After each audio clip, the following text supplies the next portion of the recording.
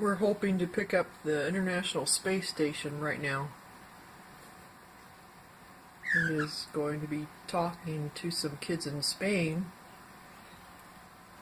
but hopefully we can copy everything via a telebridge. So it was supposed to start at 04:48, and so it should be starting.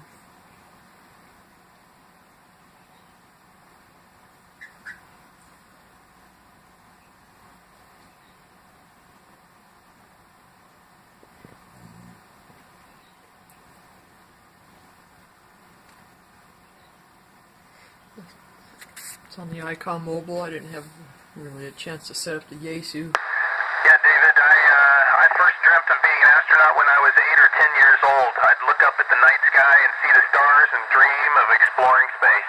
Over. That's astronaut Nick Hague, I believe. It's the best sleep that I've ever had. I never toss and turn during the middle of the night. I get a full 8 hours of sleep every night, and I wake up feeling refreshed. Sleeping in space is amazing. Over.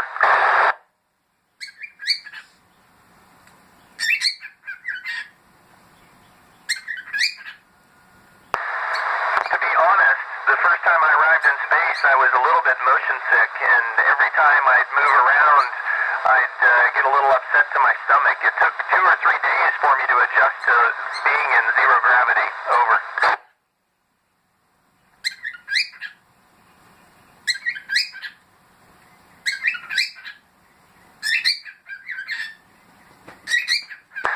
Yeah, the ISS does use gyroscopes. We use 4 of them, and they help us keep our attitude. When you spin a gyroscope, it wants to move us in a particular position. And so we use them to keep us pointed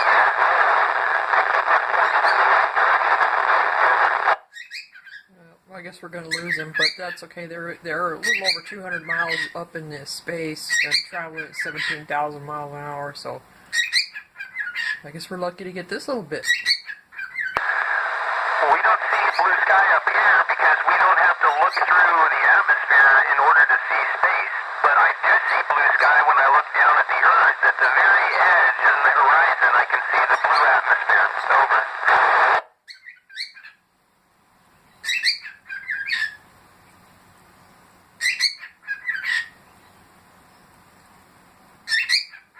Okay, bird, should send you up in space. To be honest, I think I feel a little bit homesick because I think about my family on the ground, and I know that I'm a long ways away from them. But at the same time, being able to see the Earth from this view is amazing, and to see so much of the Earth all in one view, it just blows my mind away every time I look at the window.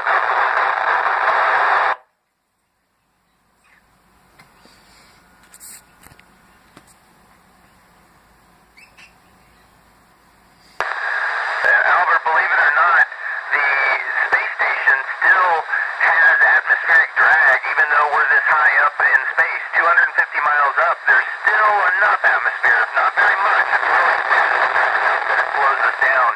And so we have to keep adding energy back into our orbit so that we don't end up coming back into the Earth's atmosphere. Over.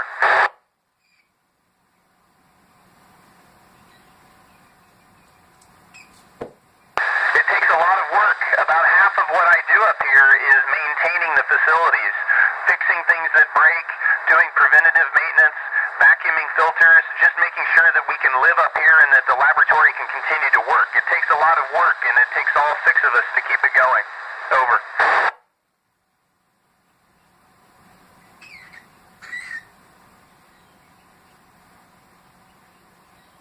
We absorb all the water that we can. So any of our perspiration we absorb through our air conditioners when they take the condensation out of the air, and our wastewater, our urine, we collect that as well, and we put it all into a water and urine processing system that purifies it so that we can drink it and use it for other uses on board. Over. Ew.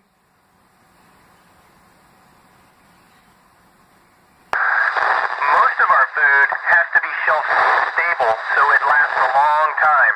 So we just had a resupply vehicle come up, and it brought us the food that we're going to use for the next 6 months. But it also brought up some fresh food. So some of our food can be fresh fruits and vegetables, but we get that on a pretty rare basis. Over.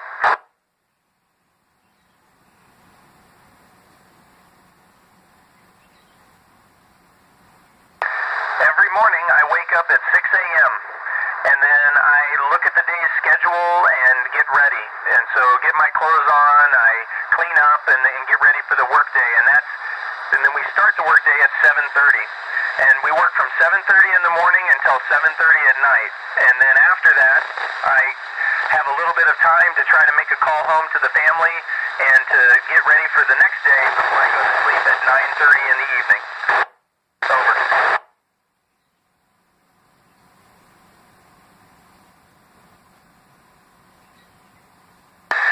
It's without doubt the best part of the experience is being able to work on an international team, both on orbit with my colleagues here, cosmonauts, and David St. Jacques, the Canadian astronaut, but it's also on the ground. We have control centers across the globe, and all of us from different countries working together for a common goal is really special. Over.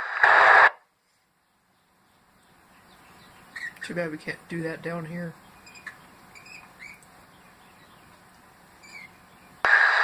We have to do lots of exercise. In fact, we do 2.5 hours of exercise every day so that we can stay in good physical condition and fight the negative effects of being in microgravity all the time. We run, we cycle, and we lift weights every day.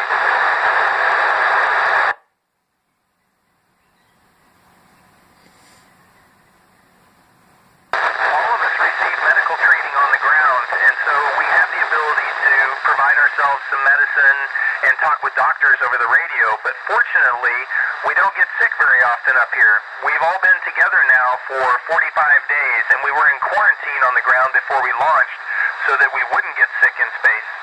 So thankfully, no one's caught a cold yet. Over. This is the International Space Station. I'm sure he's passed over LA by now, or Palmdale. But it's neat that we're able to listen to him talk to some kids in Spain via a telebridge. Well, that's really neat.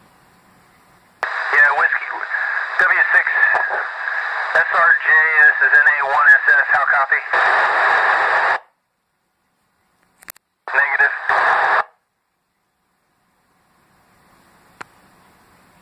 Yeah, I'm with you. It was question 15. What would I like to do that nobody has done in space? And the answer is, every day we're doing things that no one has done in space. That's why we're up here. We're doing experiments that no one's tried in space before and trying to get the data so scientists on the ground can discover new things. And so just being up here on a daily basis is what I want to do, because we're breaking ground every day. Over.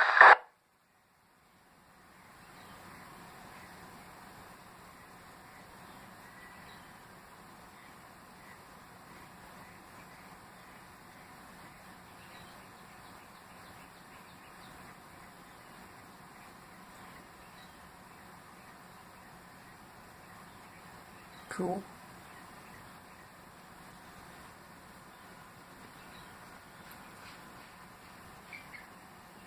Yeah, I'm not getting the question. I might be losing them. I believe you said they're not getting the questions now. Still, awesome. This is why I got on a ham radio, so I can talk to space.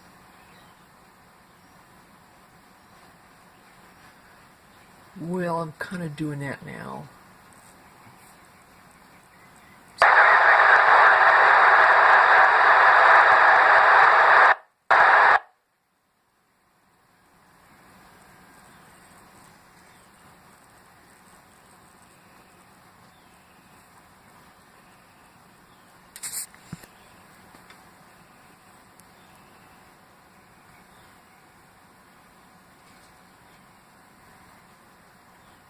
That might be it.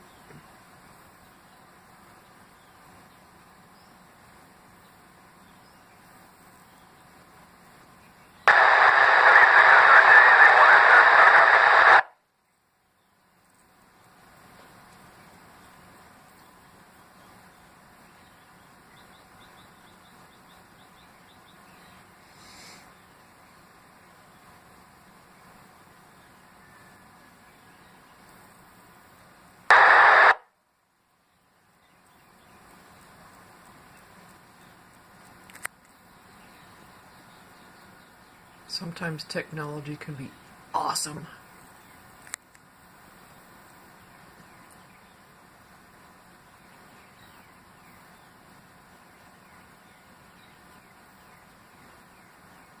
We need more of our kids to get interested in math and science, especially all you little girls out there.